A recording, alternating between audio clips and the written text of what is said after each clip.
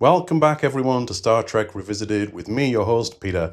It's great to see you again, and I'm excited to get into another retrospective analysis of a classic Star Trek The Original Series episode. And in this one, we are winding up part 2 of an old favorite, the Menagerie. We get started with a recap before the opening titles, and I really like this, particularly because when I first saw this episode on VHS cassette when I purchased it in the mid-80s. This pre-titles sequence was not included. It started with the opening titles and then went right into the episode. It wasn't until years later when I bought the series on DVD that I first recall seeing this scene. And it's a wonderful recap where we get Mendez asking Spock how he pleads to the charge of abducting Captain Pike and setting the Enterprise on course for the forbidden planet Talos 4, and Kirk giving a bit of a personal log, voicing his concerns about what has happened and what will happen. So a nice little addition there to this that I hadn't always recalled. So I really like that, a strong start. After the opening titles, we see that we're in the Menagerie Part 2 as the Enterprise is still headed towards Talos 4 under the computer control that Spock has locked it into. We're back in the courtroom in a closed session now, and only Kirk, Mendez, Pike and Spock are present. No more Scotty or McCoy or the Yeoman. A private session now. Mendez is protesting that he does not agree to this and does not want to carry on any further, but Spock says, "You have no choice. This is what we're doing," and he relays to Pike that the Keeper has now taken control of the view screen. "Do you understand, sir?" And Pike acknowledges with his one beep for yes. And we pick up where we left off at the end of the Menagerie. We get into revealing that Pike is now underground inside the Talosian community. He's waking up to find that he's imprisoned in a glass cell, and the Talosians reveal themselves to him, and he hears them, but he doesn't see their mouths moving, so he comes to the appreciation that they are using thought transmissions as telepathy. Meanwhile, on the Enterprise, Spock and Boyce and Number One and the rest of the crew are theorizing what has happened and coming to terms with the fact that this is a race who can create perfect illusions and they can't trust anything they do or anything they see. And I'm deliberately going at a pretty fast pace as I recall the scenes of what was the cage. For two reasons, really. One would be that we've already covered this in the cage itself, so go back and check out that, which I'll link here, if you want a more deep dive into the cage. And reason number two is that I actually did record this whole episode, and then something went wrong, and when I stopped recording, it had gone. So this is my second attempt at this. Hopefully it will be better, but I digress. Anyway, we cut back to what's happening on Talos 4, and Pike is transferred into his first illusion, which is a re-experience of the mission he had to Rigel 7 a couple of weeks earlier, where he relives the whole experience once again exactly as it was, except for the fact that this time Vina is present and he has to protect her. And that will come up later, where it's revealed that he has acted with a sense of emotional protectiveness as he kills the Kalar in defense of himself and protection of Vina. Now, at this point, we've not been going very long in this episode, but already the screen in the courtroom goes blank, and Mendez comments to Spock that it seems your Talosian friends have abandoned you, Mr. Spock. And we cut over to Pike, who has his head bowed, and Spock reveals to Kirk and Mendez that the Talosians have paused for now, and we'll have to wait to resume, because they know that Captain Pike is fatigued, and it's acknowledged at this point that then they care about the captain, and Spock agrees, yes, they want him back.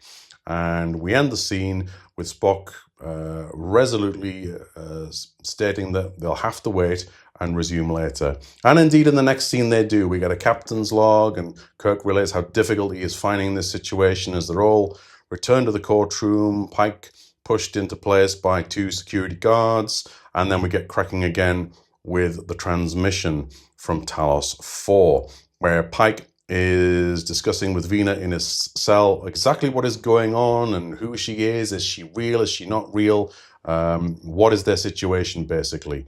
And again, check out my full review of The Cage if you want to a more detailed analysis on that. Meanwhile, up above on the surface, number one and a landing party have beamed down with a massive laser cannon, which they try to use to blast their way through into the Talosian community, but this obviously fails, and Boyce reiterates the fact that they can't trust anything they see or do because of the power of illusion. Meanwhile, back in the cell, the conversation that Vina and Pike have been having has resulted in her being taken away because she had obviously started relaying to Pike some facts about the Talosians that they did not yet want him to know. And this carries on when the Keeper visits Pike in his cage and wants him to consume some nourishment that he's sneaked in there while Pike was resting. Pike resists, refuses, and says, and if I prefer to starve, the Keeper ends his sentence for him.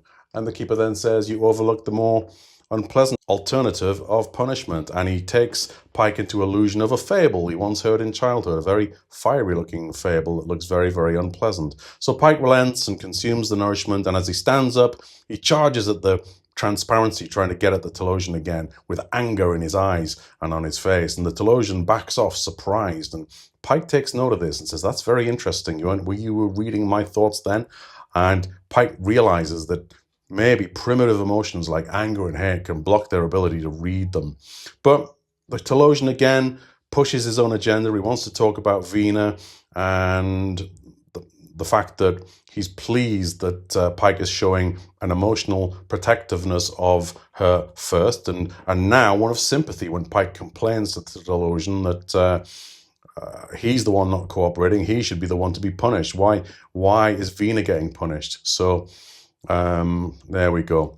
Anyway, we progress into another illusion, and this is the husband and wife happy family picnic scenario here. They're near Mojave on Earth, and Pike and Vina are married, having a picnic. Pike sees his old horse Tango there and comments, they really think of everything, don't they, as he finds some sugar cubes in his pocket to give to his old horsey friend Tango. Do you know, I've never noticed before on this picnic, there's a little hat on the picnic blanket next to the picnic items. I've literally never noticed the contents of that picnic basket before. Pretty cool. Anyway, the illusion proceeds, and this one isn't going the way that I think either the Talosians would like it to, and certainly not the way Vina would like it to, because she's trying to reach Pike and get him to want to stay and fall for her. And she realizes, as do the Talosians, that perhaps a person's deepest fantasy is not in what they can have, but in what they can't have. And the Talosian waves his hand, and they transfer to this environment where Pike is the proprietor of Orion's slave girls, which he had referenced in part one. And this particular slave girl dancing is Vina, and Pike reacts astonishedly to see her in this form. We cut back to the courtroom, and Kirk remarks to Pike here, that's Vina again, as the green Orion slave girl, to which Pike acknowledges with a single beep. And Mendez comments that they're animal, and it's said that no human male can resist them. Back on the Enterprise at this point, number one is planning to try and beam a landing party down into the Talosian community underground. And she explains the risks of this, and everyone accepts. They all get into the transporter room pad, but then, wouldn't you know, as they energize, only Yeoman Colt and number one beam down. The rest of them are stranded there on the transporter pad, and Spock, rather emotionally and rather amusingly, says here as he charges forward, "The women!" I just love that line so much. It turns out that number one and Colt have been beamed directly into the cage, where they greet Captain Pike and Vina and all get to know each other. And Pike, at this point in time, has decided that trying to block his thoughts by maintaining constant primitive emotions of hate and anger is going to help him to resist and to defeat his Talosian captors. And Vina protests at this, says you can't maintain this for indefinitely. How long can you do it for? But he's steadfast in his determination to achieve this, and achieve it he does, because the Talosian, the Keeper, then opens the sneaky little hatch and tries to get the laser pistols and communicators that have come down with Colt and number one, as when they first arrived, they tried to get a signal on the communicators. They tried to shoot a hole in the transparency, but nothing happened. But turns out that's going to be an illusion again. So there you go. This raises an interesting point to me in that why is the Keeper bothered about getting these weapons? If the Keeper can make them see and experience anything he wants them to see, then why is he going to so much trouble to retrieve the weapons? Maybe it's illusion or not. He doesn't want his nice, clean cell to be damaged anymore if they try anything again. Maybe it's as simple as that. But the ploy works. Pike maintains his anger and gets his hands on the Keeper and says, "I'll twist your head off now. I think you're pretending via illusion that my pistol didn't blast a hole in that transparency and you're keeping me from seeing it. Do you want me to test the theory out in your head?" And do-do-do, the little sound effect goes and the hole in the wall is revealed.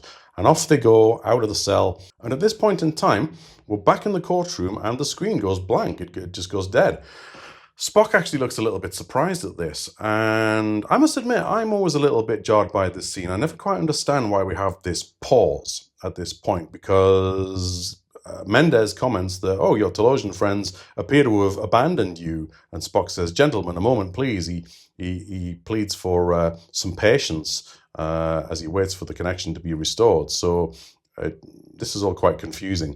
But maybe it's to set the scene that we get next, where we want to have a verdict for dramatic effect. We want to get to that verdict. And Mendez pushes for that, remembering at this point in time, Mendez is actually in command of the Enterprise at this point. You'll recall from the end of episode 1, Kirk was relieved, so Mendez is firmly in charge here now. So he calls to Captain Pike, "Guilty, yes or no, Captain?" Pike votes yes, guilty. Mendez says, "I must also vote for guilty as charged." And then finally Kirk, reluctantly, very reluctantly, "Guilty as charged." We then cut to the next scene, which is the bridge of the Enterprise, a very rare scene on the bridge of the Enterprise for this episode. And this shot from the back of the bridge, looking at the view screen of them approaching a planet. We see at helm and navigation two very familiar faces to me. And the first one, or the backs of their heads rather, not faces, but the first one at navigation is clearly Eddie Paskey as Mr. Leslie. No doubt in my mind that's him.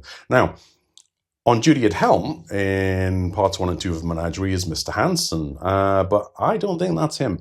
I'm pretty sure that is Billy Blackburn, who plays Lieutenant Hadley. So I have no doubt of that. But we switch to the other view, and quite amusingly, that's now definitely not Lieutenant Hadley. It is Mr. Hansen. And Mr. Leslie, who was sat at navigation in that shot from behind, is now at his more regular post at engineering. So I love little details like that. It's so cool. But Hansen signals down to the courtroom and says, "Bridge to Commander." And Mendez answers, and Hansen relays that we're entering orbit of Talos 4. And Spock relays that Talos controls the vessel now, as they did 13 years ago. So just a reminder at this point that up until now, Spock has had the computers running the ship. He's locked it on course to Talos 4. That computer control is now released, but Talos are now controlling the Enterprise as they did in the cage, presumably through some form of power of illusion once again. So Spock relays that you wanted to see the end of this, the answer, you will have it right now. And the screen re-engages, and we pick up where we left off, where they've just exited the cage with the Keeper at gunpoint. They go into the elevator and they reach the surface, and Pike orders number one to make contact with the Enterprise.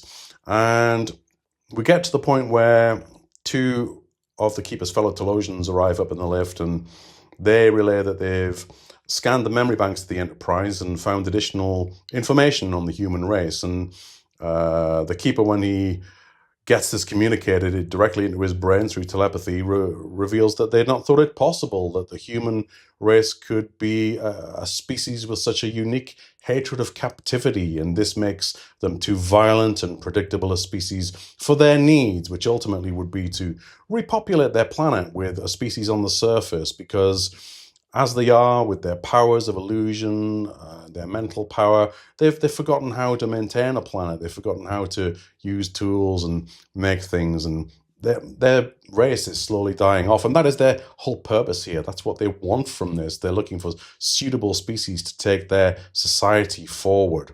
But with this all agreed, Pike says, let's get back to the ship, and up go Yeoman Colt and number one, but Pike has not arrived yet, and he is still down on the surface, and he looks at Vina as if to say, come on then, are you coming? And Vina says, no, I can't go with you. And then gradually she's transformed in appearance from the young, vibrant, beautiful woman that we've seen so far into a disabled and disfigured older woman who then explains, this is why I can't go with you. This is my true appearance. And the Keeper confirms this, that they'd found her in the wreckage, dying, but they'd never seen a human. Everything works, but they had no guide for putting her back together. So Pike realizes that this is why Vina wants to remain a permanent resident willingly of Talos 4. And he says to the Keeper, you'll give her back her illusion of beauty, won't you? And the Keeper replies, and more. Now, this line doesn't make any sense in the context of the Menagerie for me, because if you recall in the cage, the and more bit related to the fact that the Keeper generates an illusionary version of Pike to remain with Vina so she can have the happiness of living out Pike being there with her, when in fact the real Pike is actually leaving. It makes sense that they didn't include that, though, for reasons that will become apparent in a moment, but if you've not seen this before. But it would have worked better for me had they left out the line and more. But they transform Vina back, and then we then cut to Pike beaming back to the Enterprise, and he's back on board. Number one and Colt say, well, where's Vina? And Pike says, she's not coming, and I agreed with her reasons. And he's back on the bridge. The crisis is over, and the Enterprise goes on about its business, and out of orbit of Talos 4, as Pike says, engage, rather than hit it. But anyway, different Pike, different times.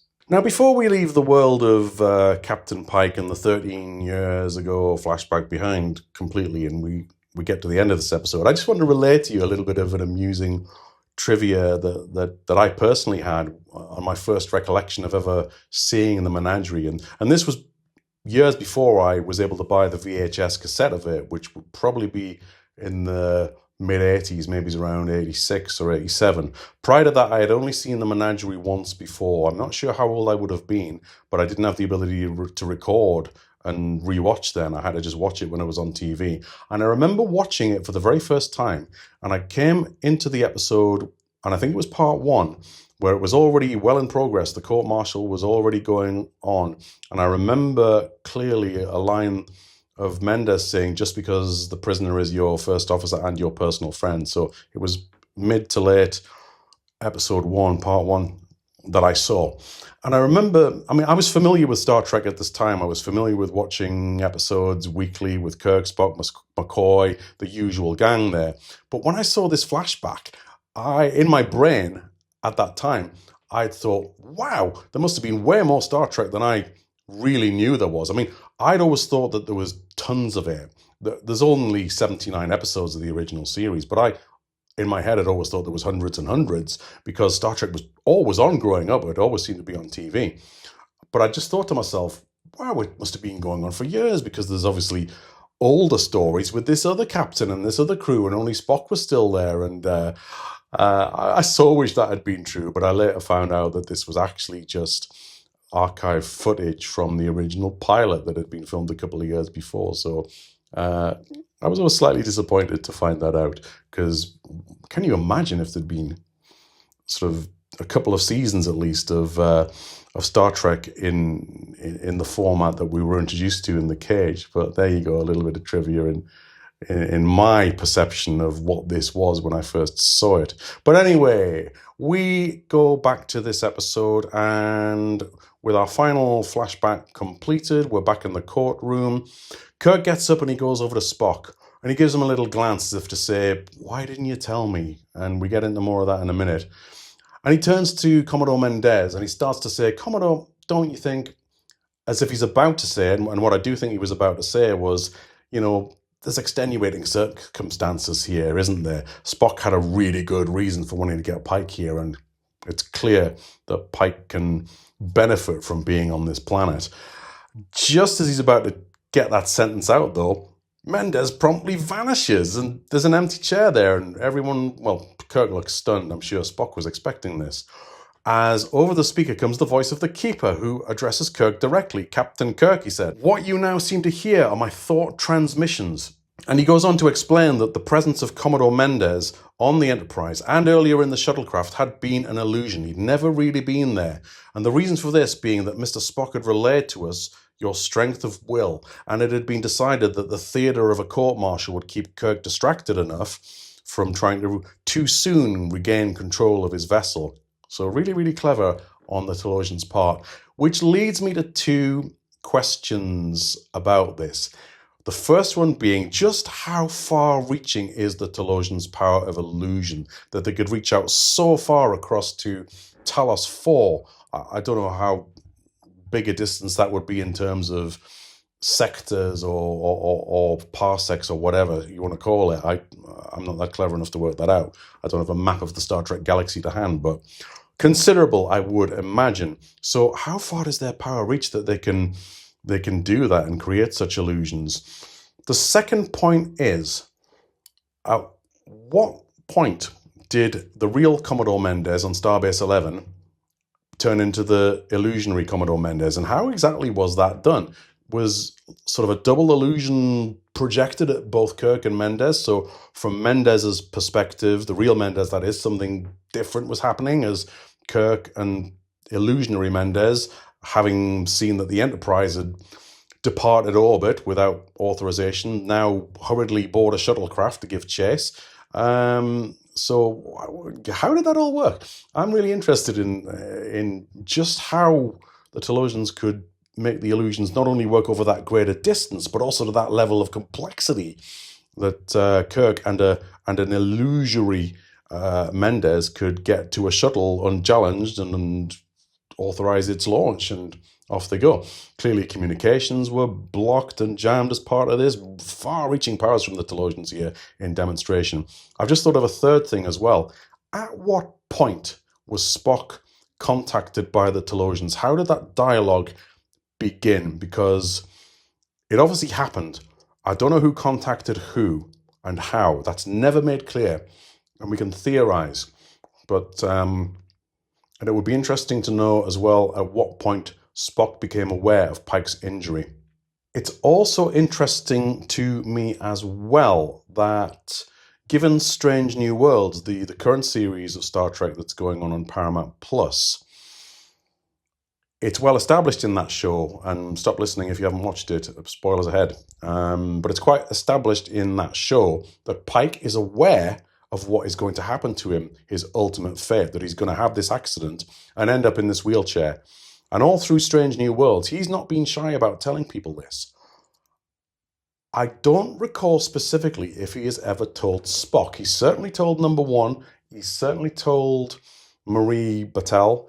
I'm sure that those people at least know about it.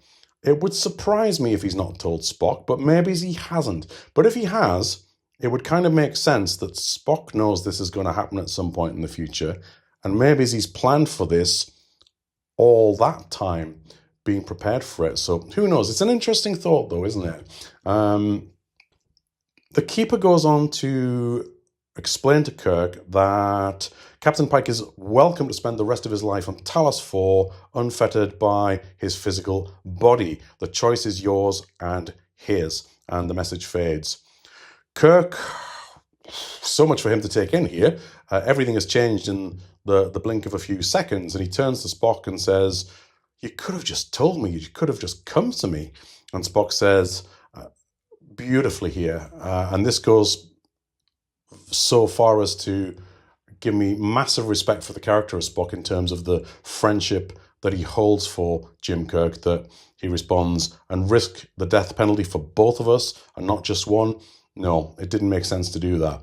And Spock knows his friend so well that he knows, had he gone to Kirk, that Kirk would have gone all in on this. There's no doubt, I think, in Spock's mind that Kirk would have done the same thing alongside Spock and found some way, maybe it's a different way, of getting Pike to Talos 4.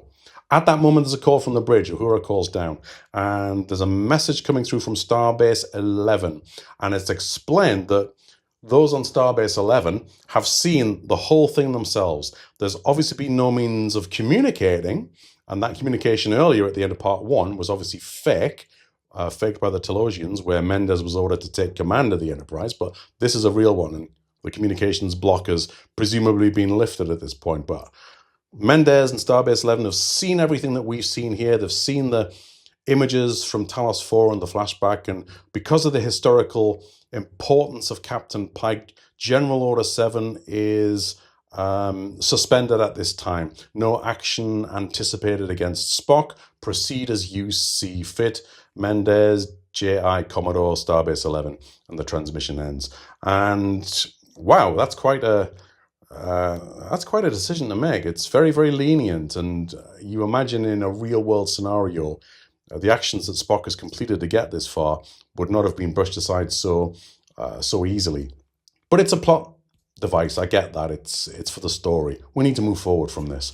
So you've got to suspend your disbelief a little bit there. It's similar to what happened at the end of Star Trek IV, The Voyage Home, isn't it? Where everyone gets forgiven because there just so happened to be a crisis for them to solve to save the Earth at just the exact sort of time they needed it. So, and then there was only one charge left, which was solely directed to the then Admiral Kirk, and then he gets demoted as punishment to Captain, which, if anything, was a reward. But anyway, I digress. But anyway, the transmission ends. Kirk takes it all in again. He goes over to Pike and says, "Chris, do you want to go there?" Chris, without hesitation, responds with a single beep of yes. And why wouldn't he want to go there? Why wouldn't he want to be free of this and what's restricting him from leading a full and vital life as he once had done not too many months earlier? So Kirk says, "Mr. Spock, would you please escort Captain Pike to the transporter room?" And then we get a lovely scene where Spock relays his thanks to Kirk. He says, "Thank you, Captain, from both of us." And Pike responds again with a single beep. And this is lovely because, to me, I'm seeing Spock here with pretty much his two closest allies that he's ever had. Captain Pike, maybe not the same level of pure friendship that he has with Kirk going forward in the years to come, but utter trust and respect between him and Pike, a really strong bond, a really strong relationship, and that dynamic here is expressed beautifully in the words that are spoken, the music that's playing. I love this scene. And Kirk watches as Spock takes Captain Pike out of the courtroom, and he stops Spock just before he gets out the door. What I want to know here actually is, where are the security guards gone? Are they suddenly become privy to all that's happened here, and they've been listening in somehow and said, "Oh, well, we're not needed anymore, Spock's forgiven"? They've not been dismissed, though. Or were they illusions too? I don't know. Who knows? But it just occurred to me. But Spock is held back by Kirk here, and Kirk says, "When you've finished with Captain Pike, come back and see me. I want to speak about this flagrant display of emotionalism that you've been showing throughout this whole affair. I find it deeply disturbing." And Spock retorts, "I see no reason to insult me, sir. I believe I've acted completely logically throughout the whole affair." And off they go, Pike leaving the Enterprise for the very last time, his old ship, with his trusted science officer, Spock, escorting him to his final destination. Beautiful. And Kirk has a little cheeky, knowing glance on his face, knowing that all's well that ends well. He's got his ship back. He's got his first officer back. And they've done a good thing for a real Starfleet legend. And literally seconds later, we hear the Keeper saying to Captain Kirk again, "Captain Kirk," and getting his attention. And like literally, they've just left the courtroom, wheeling him out. And literally seconds later, Pike's down on the surface with Vina, and Vina's taking him by the hand and taking him down under for presumably some nice times. But that happened very, very quickly, didn't it? That was a bit of a jump. But this is the footage that was included in the original pilot, The Cage, where the Keeper had generated the illusion of of a fake Pike to stay with Vina so she wouldn't be lonely and she could have all of those experiences that she wanted to have.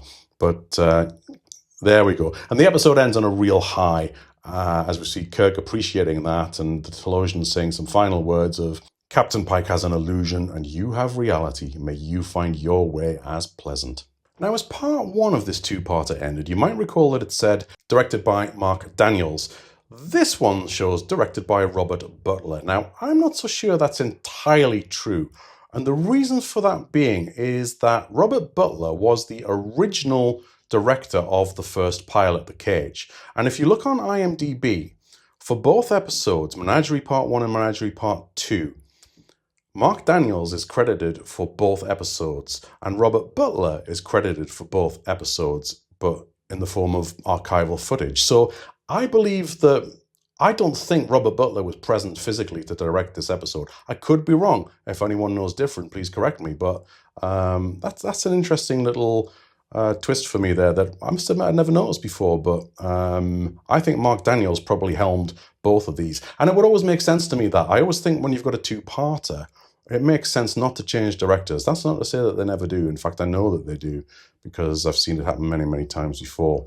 But there we go. The episode is all done and dusted, and we move into the full end credits where we get more or less the same end credits as we got in part one with Jeff Hunter, Susan Oliver, and Malachi Throne all present again, and the original actors from the first pilot also rightly celebrated there.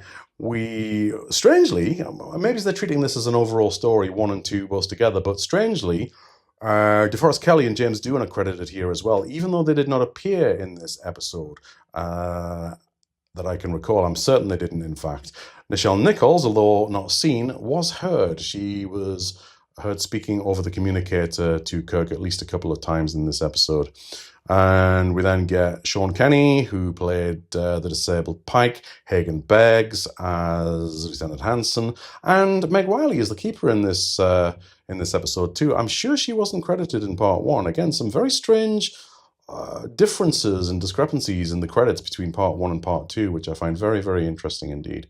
The music was composed and conducted on this occasion by Alexander Courage, and I loved it. Some really good, dramatic, emotional music in this episode. I really enjoyed it. So good. And final look at the full cast of this episode that we saw on IMDb for this. Familiar faces from part one. But something I just wanted to point out here is we see Frank Da Vinci here playing Lieutenant Clifford Brent. You'll recall in part one, we'd seen Frank Da Vinci listed as an unnamed crewman, and I had postulated that I thought that he was the actor who played Brent. But I've never noticed this before, and I've never seen anywhere in Star Trek lore or beta canon that Brent was called Clifford. So that's interesting. That I've never heard. I'm going to use that from now on, to be honest. To me, he's now Clifford Brent, but there you go. The guy who played the KLR is in there, archival footage. And that's a picture of Meg Wiley, lovely actress who had a very, very storied career. And you can see it in her face there. You can see under all that makeup what she really looks like, the lady who played the keeper, but was voiced by Malachi Throne. Really, really cool stuff. Anyway, we need to score this episode, and score it we will. On IMDb, this gets an 8.1. Now, for me, I think part one is stronger than part two. I give part one a 9. Part two, I'm going to give an 8 because I don't think it's quite as strong as part one. I love the drama and the tension and the scene setting of part one, where Spock is hatching his plan and stealing the Enterprise, and how it ends on such a great cliffhanger. This part two, you often find this with part twos as well, I find, just wasn't quite as up to the quality of part one. So I would give this an 8 as a single entity. As a combined story, parts 1 and part 2, if I was marking them as 1, I'd go right down the middle as an 8.5. And there we go. And there you have it, everyone. The Menagerie, parts 1 and 2, done and dusted and in the bag. Great, great episodes in my view. And I enjoyed reviewing and recording them. Part 2, so nice. I had to do it twice thanks to some technical issues, but I actually think it turned out a bit better than the first time I recorded it, so maybe it was meant to happen, who knows. But I digress. But this, to me, was a really, really clever way of getting some unused footage that was not expected ever to be aired into an episode in the form of a flashback, a retelling of that story. And it worked really, really well. It's a shame that they couldn't, in a way, get Jeffrey Hunter to come back and reprise the role of the disfigured Captain Pike. I don't know if they approached him. I have read somewhere that he was unavailable at that time. I don't know if that means that there was an approach, but it's a minor point, because Sean Kenny, who played the role of the disfigured Pike, actually looks remarkably similar to Jeffrey Hunter in appearance if you look at him on his IMDb. And we will see that in the next few episodes, because he actually appears in Star Trek again in 2 more episodes coming up as a different character. He plays one of season 1's guest navigators, Mr. DePaul. And when you see him without all that makeup, you'll think, wow, he really was very, very much the spitting image of Jeffrey Hunter. So a great choice to play that role. This is a great episode for defining Spock as an individual, of really getting into the weeds of who he is. Yes, he's a logical man, but he does have loyalties, he does have feelings, and he will go to extreme lengths to help and protect those that he cares about. And he cared deeply about Captain Pike. And it's not surprising in any way, shape, or form that Spock made the decision that he did. It's equally unsurprising to me that he made the decision not to involve Kirk in it, because at this point in time, his friendship with Kirk was early days. It was quite fledgling, although saying that, we now have to believe that they'd known each other longer than I had imagined in my head, because they've met each other in Strange New Worlds. But I have my own thoughts about that. Canon is something that is personal to everyone, I find. And I try and rationalize my own headcanon for how things work. I do have some problems with Strange New Worlds. And what I want to do as a kind of separate endeavor to this retelling and deep dive analysis series that we're doing here, as I want to do another little series of videos, and I'd love to hear your thoughts on this to see if you'd welcome this, but something along the lines of a playlist called Canon Matters, where I go through some of the discrepancies of Star Trek and why, to me personally, canon really does matter. I take it very, very personally indeed. I'll not get too deeply into it now. I could so easily launch into this right now, but I'll save it for another video, because I think it's an interesting debate.